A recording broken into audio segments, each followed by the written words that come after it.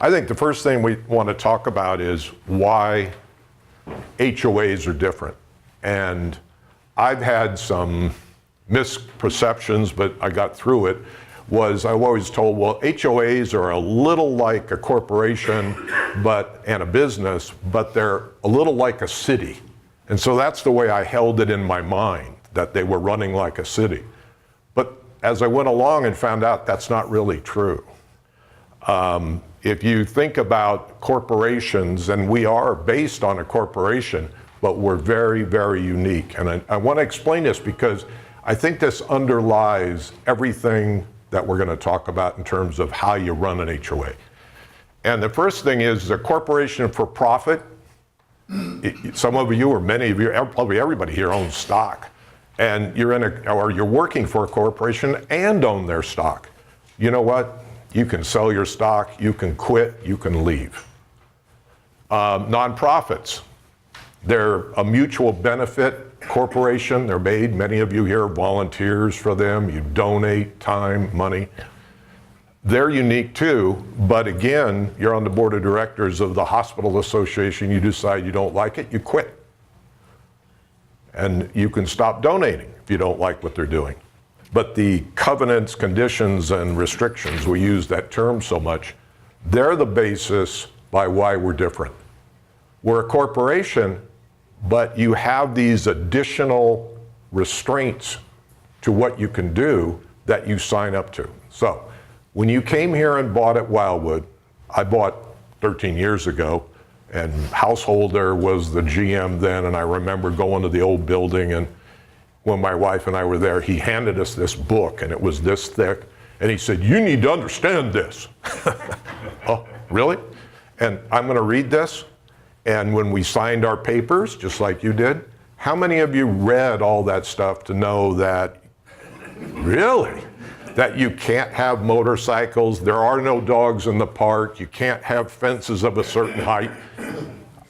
I was just happy to get the house, I was tired of signing, and you just said, yeah, sure. What you have to understand is that's what makes us different, in that the reason why you have communities like this is we share in common property, we share in the expense of that common property, and there's a benefit to that.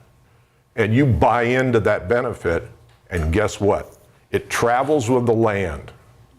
So you can't quit, you cannot pull away your funding. The only way you can get out is sell your property.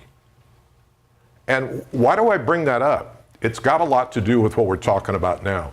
Governance, leadership, why you should be involved. And a dumb analogy, I used it the other day with somebody. You bought a seat on a bus, and you go sit, you got the seat on the bus, and you can just sit in the back and ride. That's fine. But you have no control over where the bus is going, and you get to pay for the gas and the tire wearing out and all that stuff, right? And if you want to sit in the back of the bus and enjoy the ride, that's cool. But leadership and getting involved means you could come further and say, gee, I'll run the GPS, let's start deciding where we're going. Or, I want to be more active in this thing, or get in and start taking a turn at the wheel. So it's a dumb analogy, but you know what? You got a choice, or you sell the seat to somebody else and get off the bus. So those are choices we make in terms of governance, because we own this thing.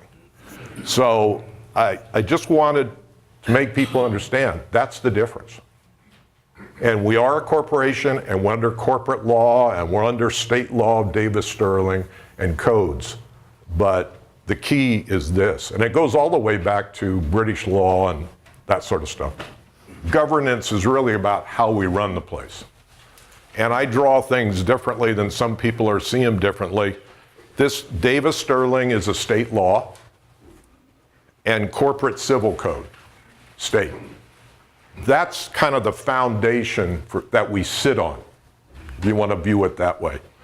And so, as I noted here, state laws and all that, you know what happens. That's Sacramento, and they're created by you vote for these people, so they create these laws and change them.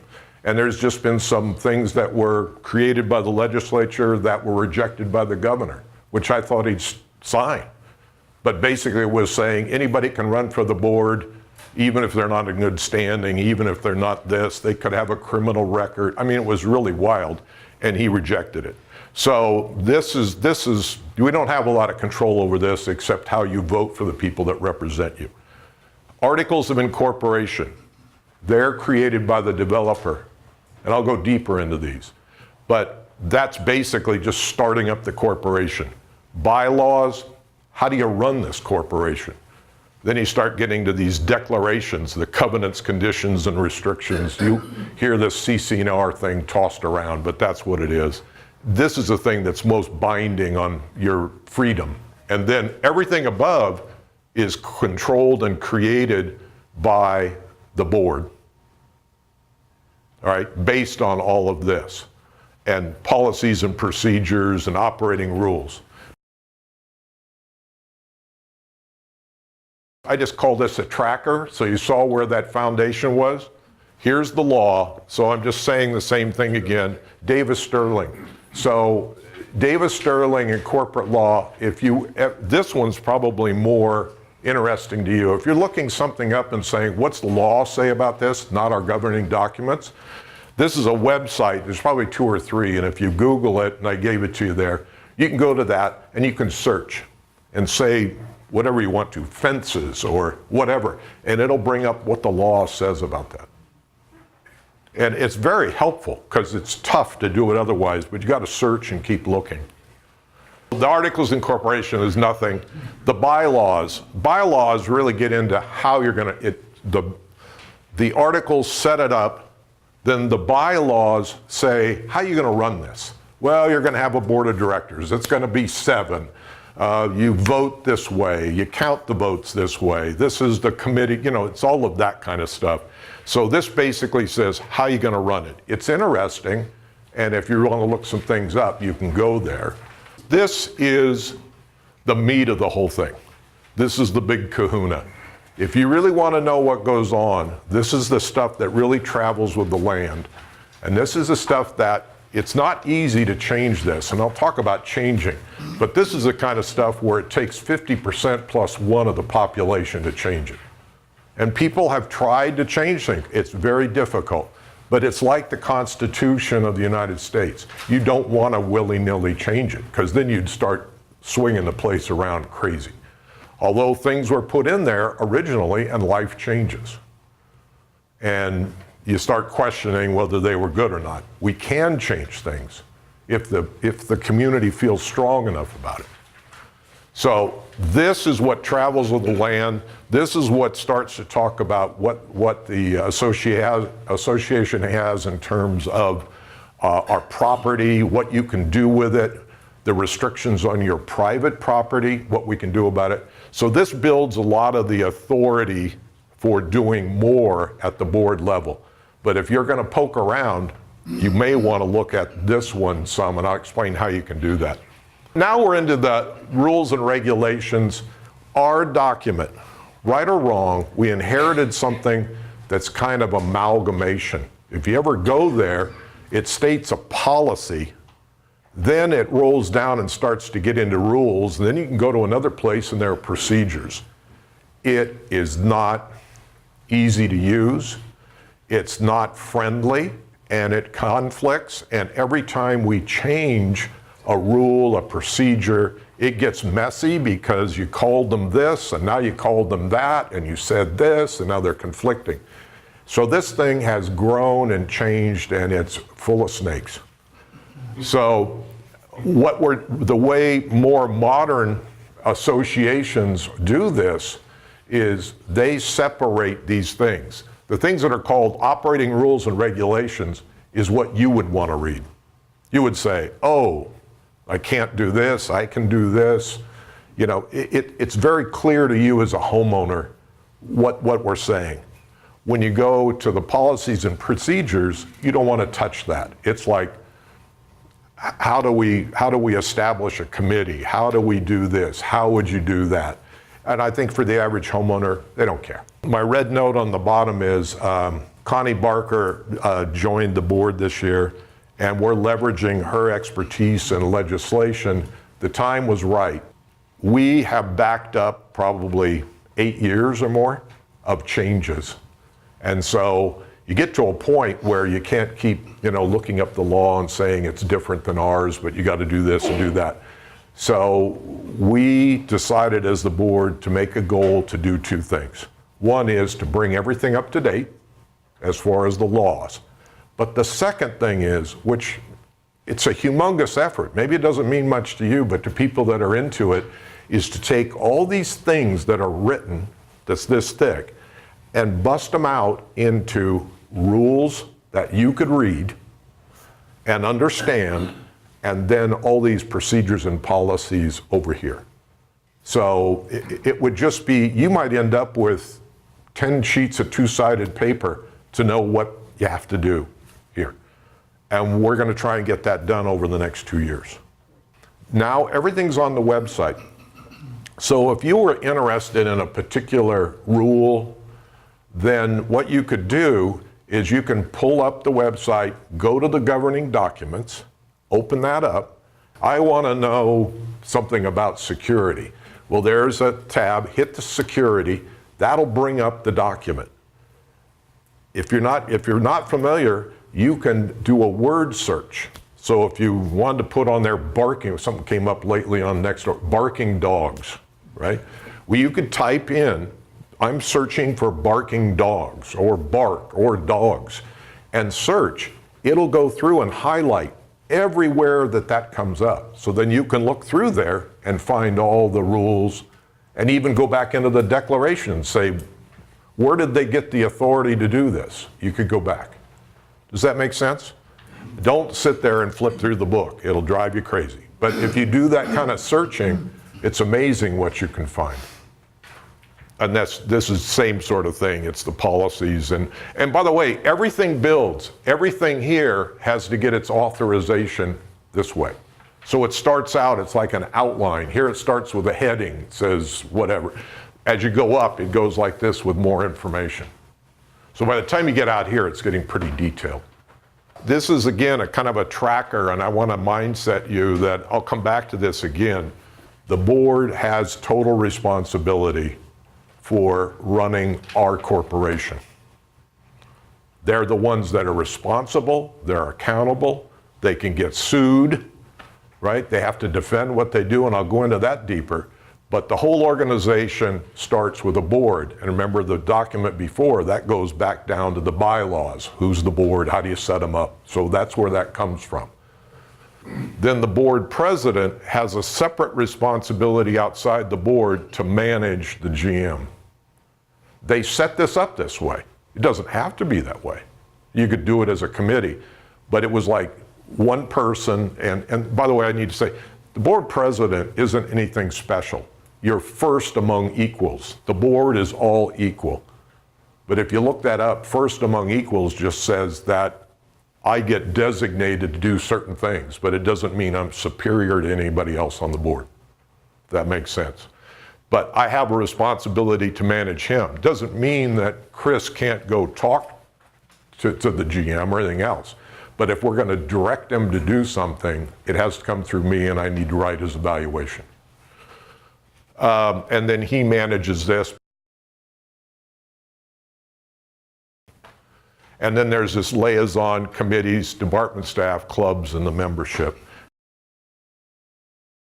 What I'm going to focus on now are the directors, your board. And as I said, they have authority to do stuff, but they're also accountable.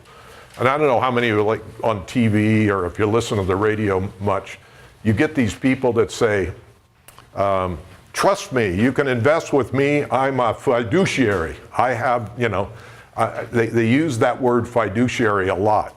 But basically what it means is you're giving them the money. You want somebody that's going to be accountable because you're trusting them with your money. And that's what really this means. So the directors are fiduciaries. And in this, and I'll break it out deeper, but we have to act in a responsible way. We have to act with accountability, and we constantly, I'll beat this again, we have to act in the interest of the total community. There are no minority interests here. Anytime we make a decision, you should be asking, was that in the best interest of the whole community? I'll tell you one that's going to be upsetting. I'm thinking about, just because I've been involved in security lately. We outsourced, and the contract's coming due. The board is deliberating, what do you do? Well, there's hot emotions of let's go back to the old, we own it, we got it. But when you start to dig deeper, it's $100,000 cheaper if we outsource. So on balance, we have people that want to control it, own it, have our own guys, but the accountant's telling us this is $100,000. What do you do?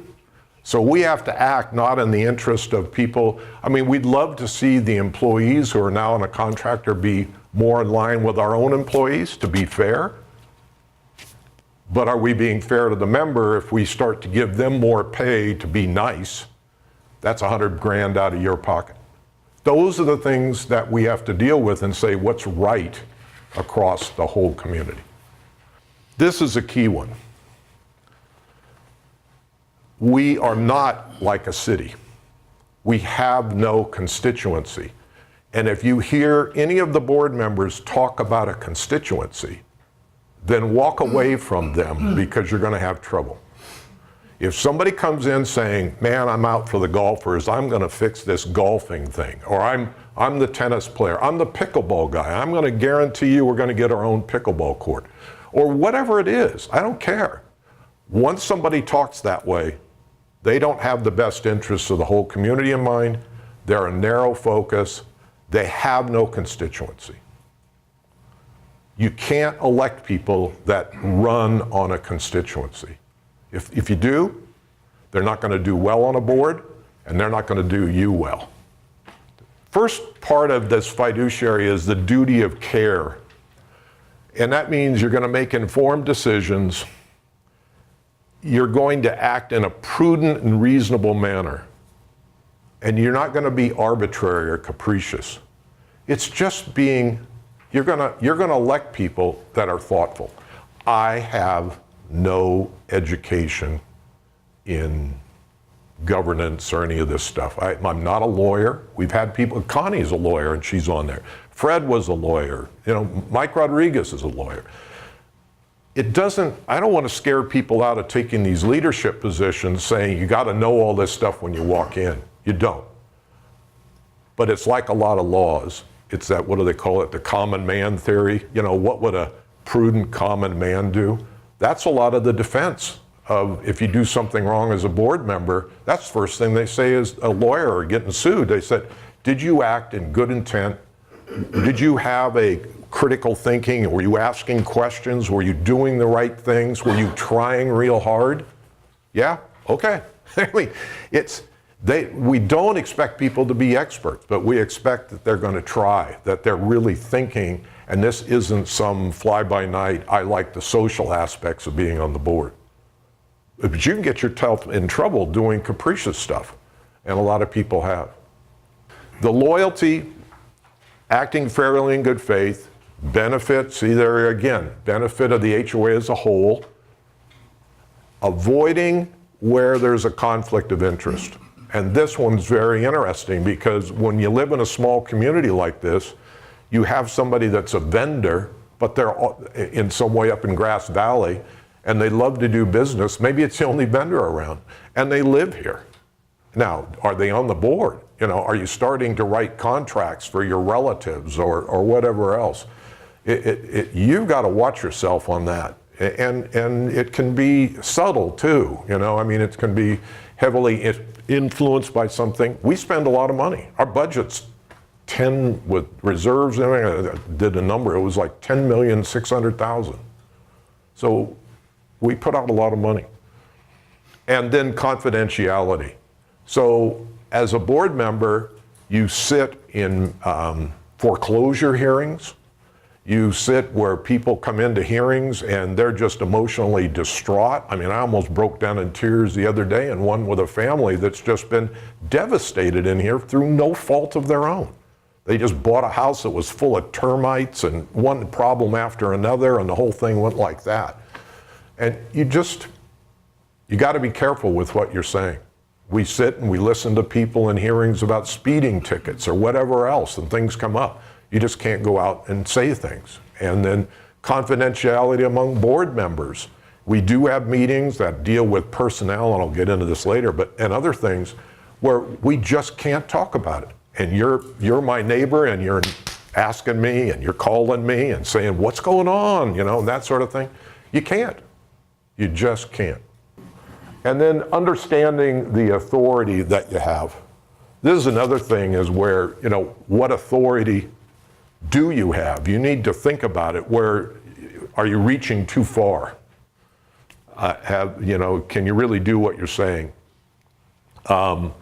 And a lot of that is understanding these documents. And again, I don't want to scare you. If you got involved in any of this leadership, this all comes OJT. I mean, it's okay to learn on the job as long as you're doing it in good faith. Remember, we had the evacuation here and the fires, and then we put together a team to do that, an evacuation and the whole thing, which was really great. We needed to do that.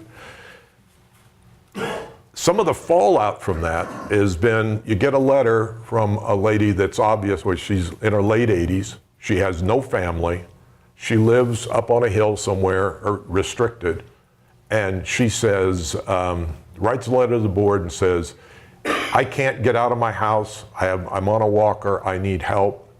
What is the board going to do during evacuation to get me out of here? Now, you can go to your emotional side and say, I'd do anything I could. Right? But then you got to go to the other side and say, that's way beyond the authority of the board, because then we put you all in a liability risk. Do you know that we used to have lists of people that non-mobile people that the fire department had? They don't do that anymore. Why? Who keeps up the list? What's the liability? You didn't show up. You weren't on the list. I mean, it was, that sort of thing. Back to that thing I said before, what a reasonable person would do. When you really sit down calmly and think about this, I can't help you.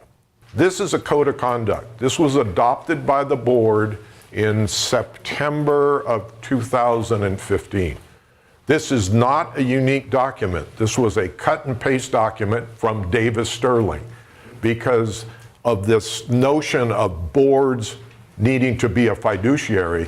Well, we ask every board member since that date to sign this and say, I'm going to be loyal, I'm going to be I'm going to be inquisitive, I'm going to look into stuff, I'll attend board meetings, I'll do my best, I will not break confidentiality.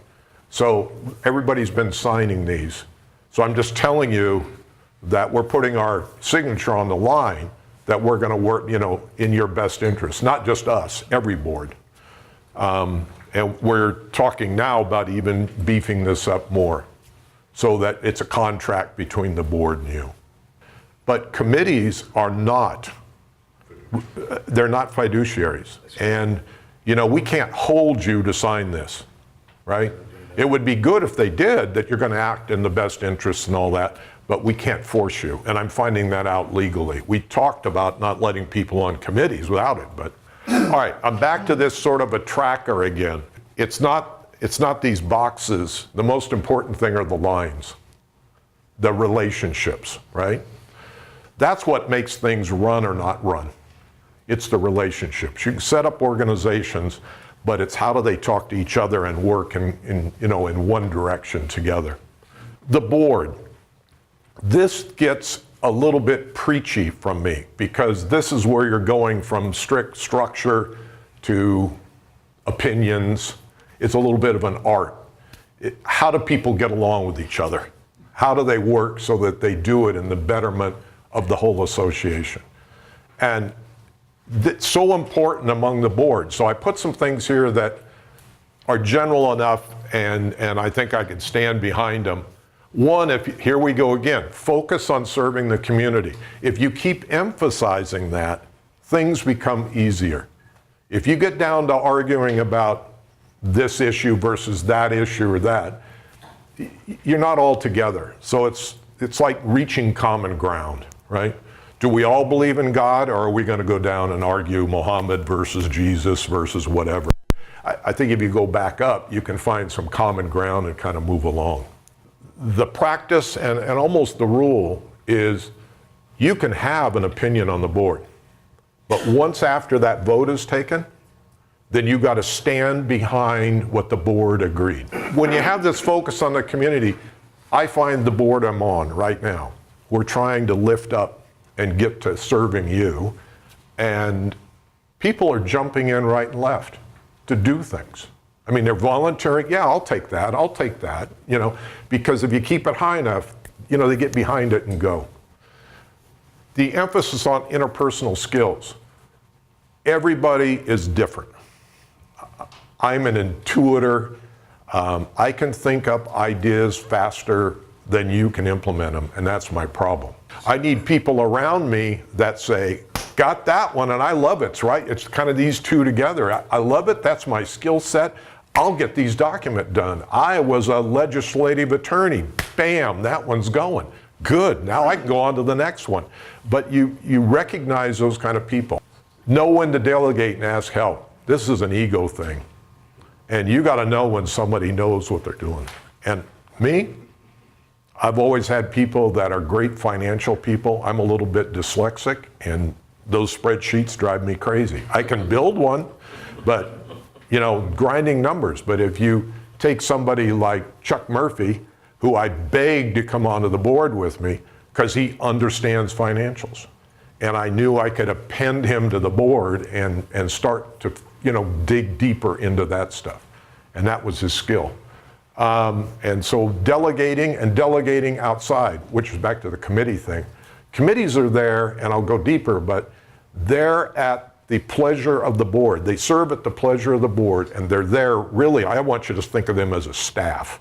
Like you've been in a big organization, you got a staff organization that you can draw on, but you got to give them direction, you got to give them goals, and you got to use what they give you. Embrace change. I got news for you. This place, when I got here, I couldn't believe it. It was like a town full of Luddites. I mean, changing anything, doing anything, it was like no. But the world is changing so fast around us. Somebody asked about Davis Sterling. That dang thing changes every year, which ripples through, which is on the law side of it. But then it's just technology changes. Our website, we didn't have a website when I got here. And then there was somebody built one and it was kind of clunky. And then we said, no, you can't do that. And now we got the one we have, and it's taken years because it's tough. But even that is outdated, that we've got to get more interactive. And I like Nextdoor for seeing my cousin can't walk and I needed a wheelchair.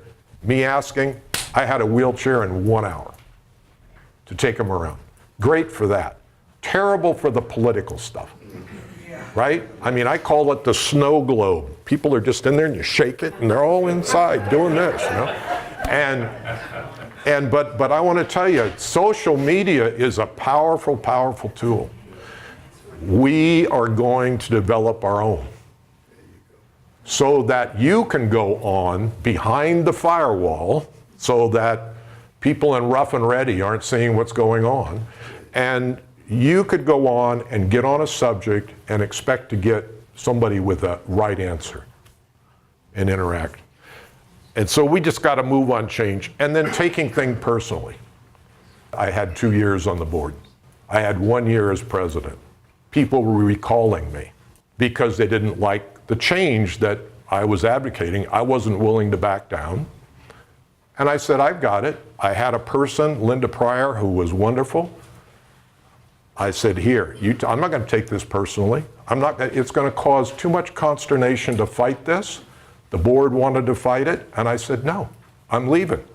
I'll go take a vacation. Linda, you're perfect. You're the president. And in that 2 years, I left. But you can't take things personally. And 2 months later, I was back on a committee. It's okay. So when you get into this governance stuff, You can't drop to that kind of personal stuff. You just can't. Back to the point, for the good of the community, once you go there, everything's cool. Okay, so here's a specific relationship, is the board president, and then down into this.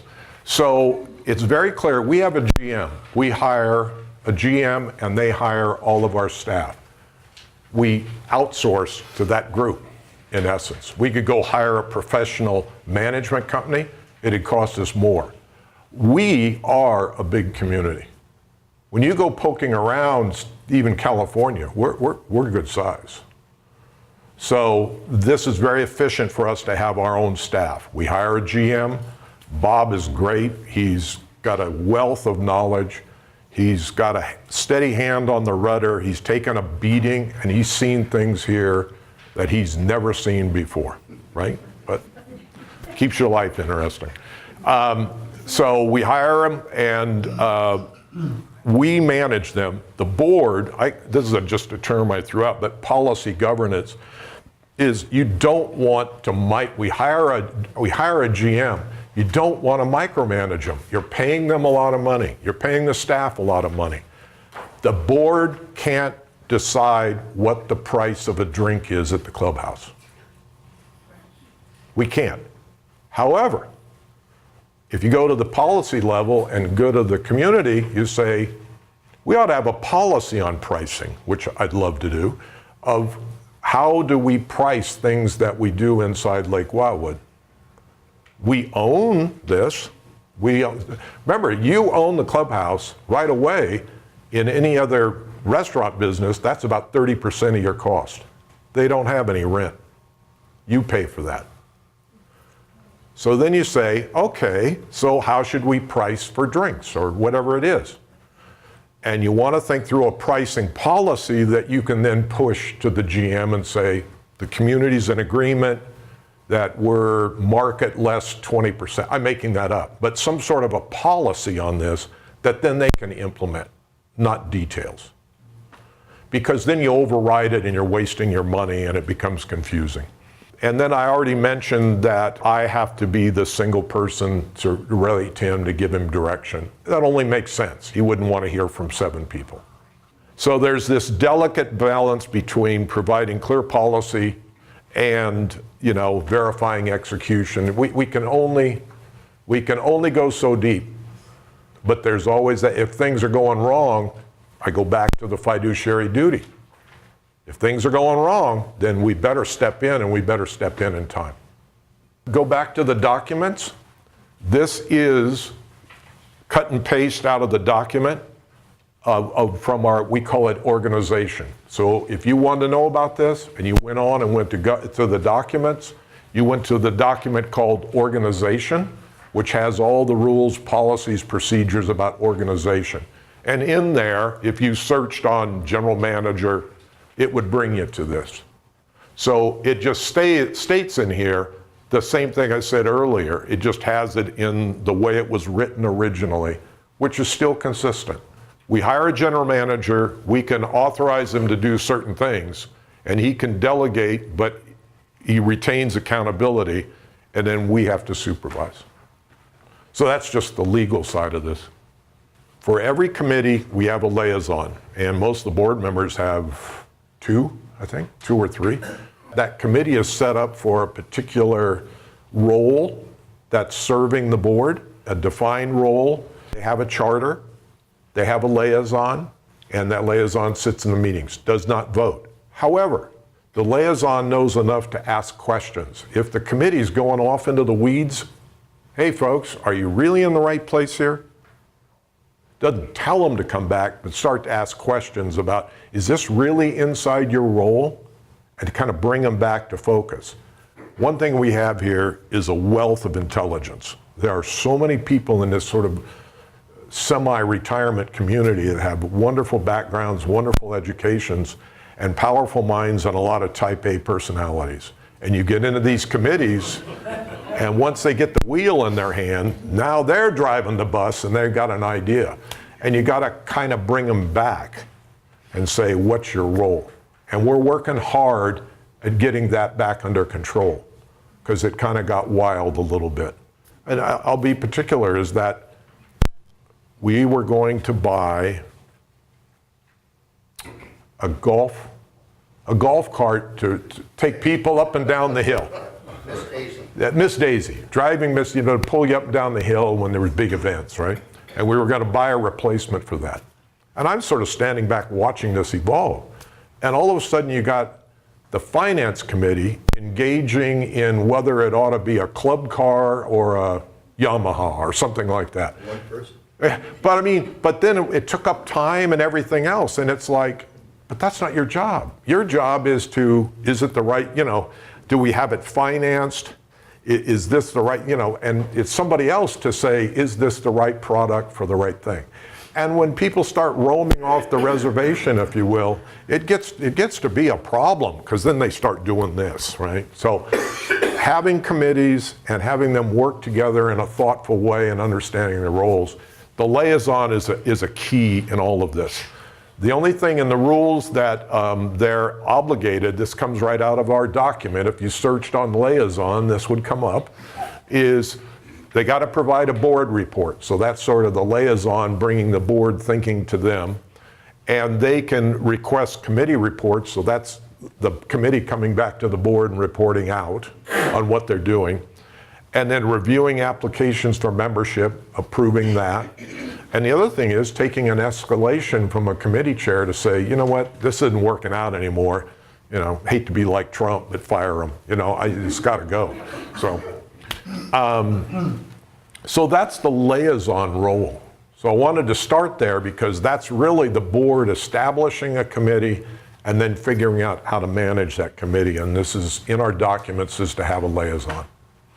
So they're very important. And then for you that want to be involved in any of this, and I'll show you more, is when you have a question, like we talk about emergency response or whatever, then you get to the right committee. The committees welcome you, and then when you go to that committee meeting and say, I got an idea about how we could do evacuation better or whatever, you sit in that committee meeting, you have the whole committee there, you can bring it up, and it's at the level that you can have an decent, how do I want to say, it's non-conflict kind of a dialogue, and you also have a liaison sitting there. If it's important enough or they can filter through it, that can come back to the board. So it's a way to get things up that you're thinking about or it's important to you. Tasking committees is very important. And when you task them, that means the liaisons go to the committee and say, the board wants you to do this. And then they got to kind of help that committee follow through. We can kill a committee. And it's been done here before. Committees get out of hand, and several years ago, they just abolished.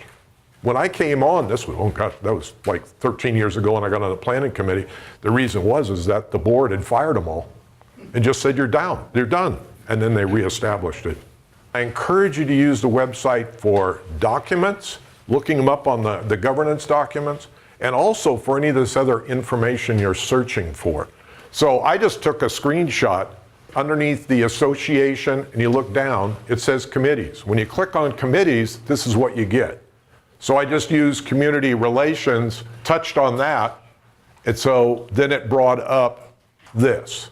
These are the committees that are current, and then if you touch on any one of these, then it brings up, you can go to their charter, you can go to their members. If you had a question on public safety, Randy's sitting here, he's on the committee.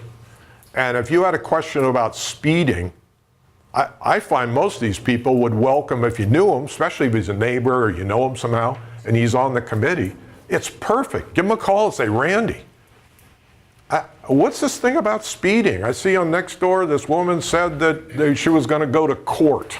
I saw that, I monitored that thing, and it says, oh really? Going to county? It's not true. You don't go to court. But if you called him and said, I see that's on there, is this true or not? He'd tell you no. And then if you want to go back on Nextdoor or talk to your neighbor or whatever, use the committee structures to communicate and get facts. And if they don't have it, most of those people are responsible and they're going to bring it back up. But I got in the argument about this. The committees, each one of them has a relationship that you have to understand. Public safety, Gene Vanderplatz is the chairman, but every time Keith comes into every meeting, we have a representative from security. Finance, the finance person, they come in and they have a relationship. They don't direct them, but they talk. Clubs are an important part of an association life. They become a part of the culture or the subculture.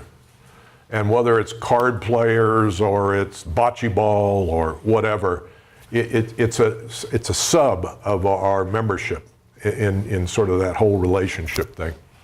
And so you want to encourage clubs because it's like families, it builds a stronger America. Well, clubs build a stronger network across our community.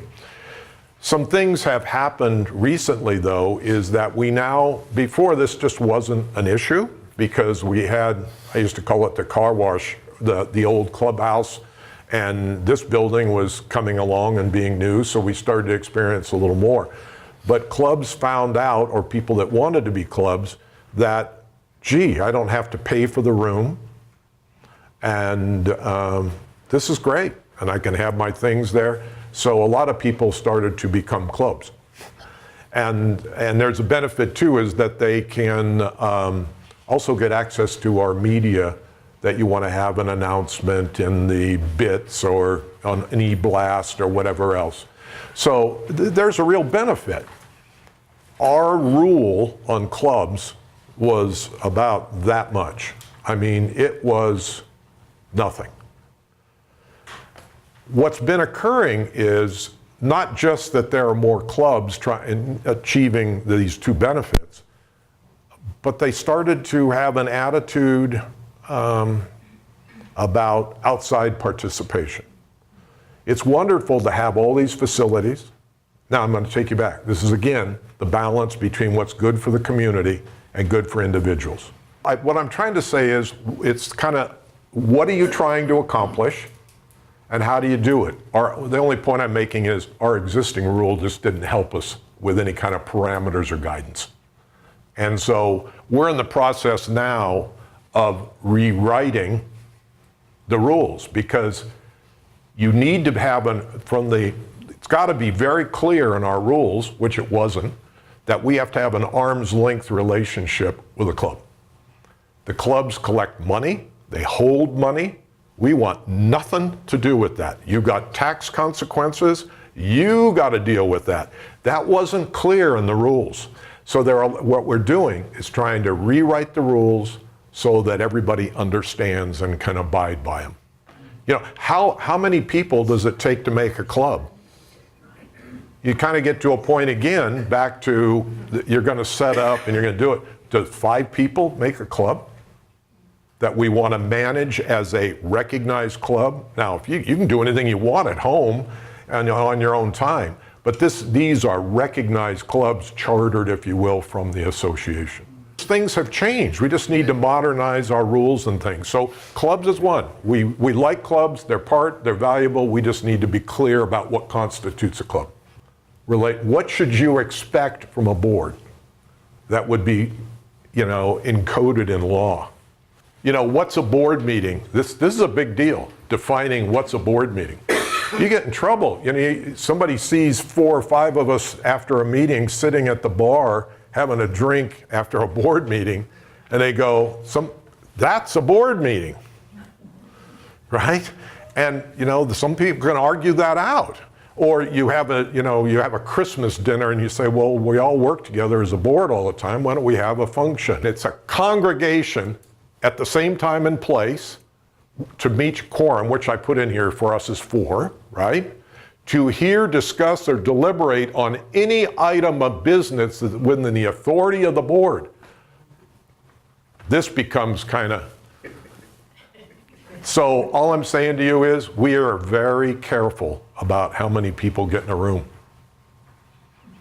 I mean, you would think, well, they're not doing anything. They're having a drink. But if somebody was to say there, do you think we ought to do this with the parking rules or that? Bam, now it's a meeting.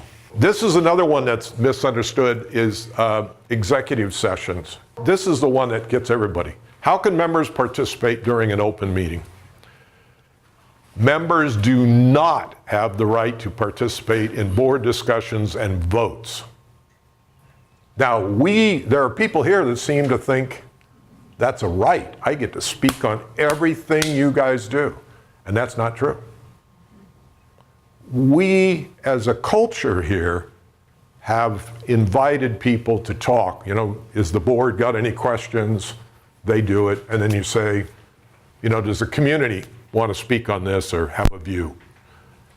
But that is not a right. That is something we extend as a courtesy to hear, right? But you don't have to do it. I just want to make that clear. So if we had a board meeting where we didn't ask you, then we don't have to ask you.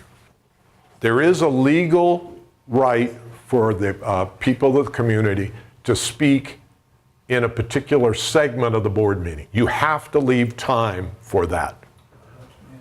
That's mandatory. So the way we do that is we always have, at the end of the meeting, there you are, and it does say for a reasonable specified amount of time, and we allow 4 minutes if somebody wants to get up and ask a question or make their speech. That's legal.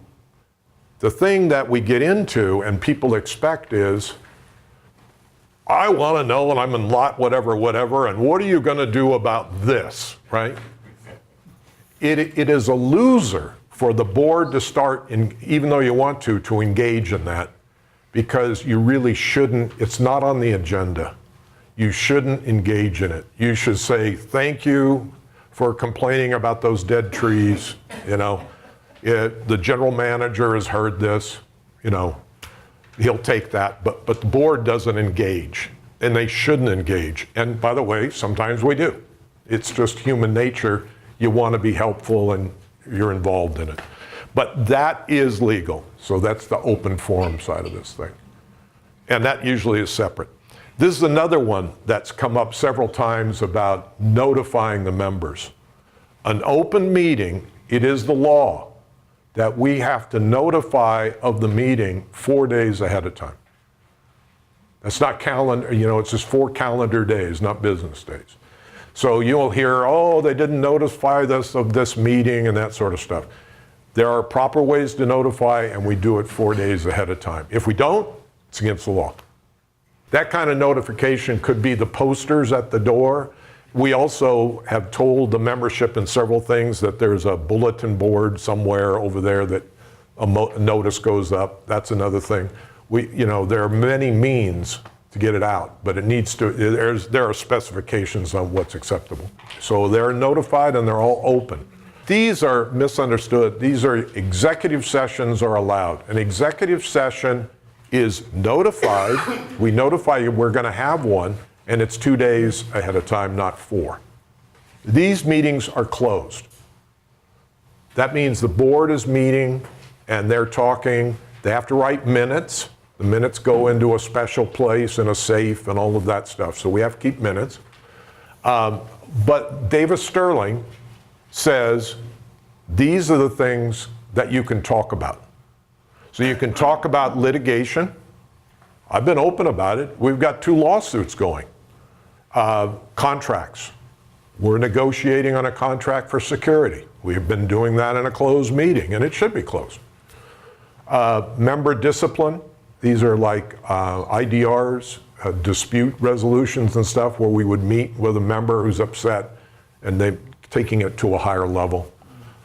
Personnel matters. What are we doing about, you know, hiring this person or that person, or we're having some problems? Meet with a member. These are the troubled ones where we develop payments for payment plans. And again, those have to be confidential. You wouldn't want those out in public. And then decisions on foreclosures. And by the way, this association's turned a corner for, back again, benefit of the membership, right? We've been really hard-ass about collecting our money. And that we're meeting all the time and working these things. Now, I'm not proud of it, but again, as a fiduciary, that's your money. And every one of those people that don't pay, that goes into uncollectible, and guess what? Your dues go up to fill the hole. So The team has been doing a good job over the past several years of getting this in place, so there's a lot of that goes on. There are 4 members sit in an executive session, and anybody who's had a violation, it's like a court. Think of it as our own private court. And they have a notice of violation, they can go pay it. If they want to dispute it, they bring it in. We sit in a room here and you listen to what they say, you evidence and all of that stuff. It's all reasonable, talk it through, and it's a disciplinary hearing, but it's all kept private. If you want to change the declarations, bylaws, any of that, that's what they call a supermajority vote. That's not easy. If you want to recall me, you could do that with 160 signatures and go to a vote. And all you'd need is about 12% of the membership and you're out. That's not hard. Back to my bus analogy.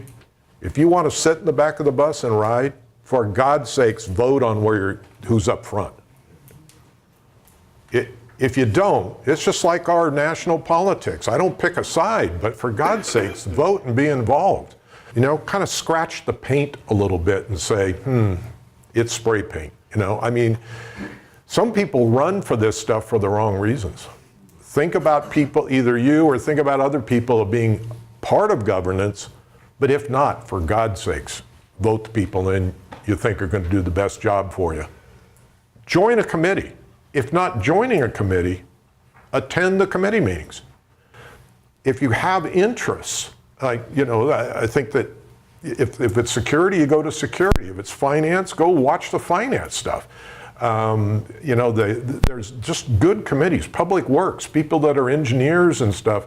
You can really lend a lot of help because we've got tough problems here, about are we sequencing things right? Are we thinking about them right? And people that join committees, they're sharp and they're good, and just watching them. The Lake Committee, a number of people watch that because of the E. coli interest in what's going on and that. But it's good just to get involved that way. This is what I was talking about, 5% of the total votes of the membership, it's not that hard to get something on the ballot. I mean, if you really cared, you can get stuff on the ballot. And it doesn't take many members, but it costs us money, $2 to $5 grand just to mail the thing out. Bylaws, declarations, but that's that supermajority. That's really hard. And it doesn't mean it's impossible. I mean, if people care enough and you add enough conversation, you could get it done. 50% to change, for the assessment increases. The board can provide for a special assessment of 5% of the gross operating budget, 5%. Defining gross operating budget has been an issue because it's not too clear, but we're looking now in best practice and accounting practices and the law, and it looks like it can include reserves, contribution to reserves and special assessments. So the number gets bigger, but it's 5% of that. There's no membership vote on that. That's just the board doing it. But naturally, we have to justify it to you. I mean, that's our fiduciary duty. Above certain financial limits, the board has freedom to act. Beyond that, then the members get involved. Oh, the quorum, this was what I was saying. This is right out of the rules. Membership, written ballot conducted for any other purpose, the quorum shall be 25% of the members eligible. So if you figure that out, is if you wanted to dump me out of here and recall me, you'd only need about 160 votes. You'd go to it.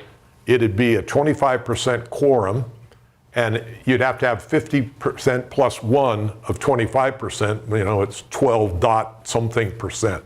So you could do things here on some things, with not a huge amount of people. We have a rule here that says you've been on the board, you go 3 years, and then you have to get off, right? You roll off, and you can't come back on the board for a whole year. Every year, you bring in a new board, you re-elect your officers, and you start new. And depending on how many people come on, the biggest thing there are the dynamics among the new players. Like next year, will be 3 board members roll off. 3 at one time. So think about that. There's only 2 people on the board now that were there a year ago. Theoretically, everything rotates in and out, and you go through this cycle, which is logical. I was just also saying that when you go into this thing where they have to get off, it's sort of, you end up with this constant churn, and every board is a new board. I mean, I've got people writing me letters and writing editorials or whatever saying, you must account for the way this reserve study was labeled. It's wrong in its label, and you need to account for that. No, I don't. That was those guys. This is me. You know, this is us. This is 2 different things. It's a new board each time. And by the way, each new board gets different goals, different views. So you try and carry forward with things, but it tends to do a little bit of wibble wobble. So in some ways, you could look at the board and committees as being an outlet for your interests in just giving back to the community, or it's a social thing too. There are a lot of people are involved in these committees and they enjoy it. I mean, they've been retired, they enjoy, bringing their skills to something that's meaningful and not just playing video games or whatever else you are interested in. I mean, there's some good satisfaction. When things are working well, it feels good. When it's not, then it becomes a challenge. Well, I hope that in 201 this will get deeper. Thanks.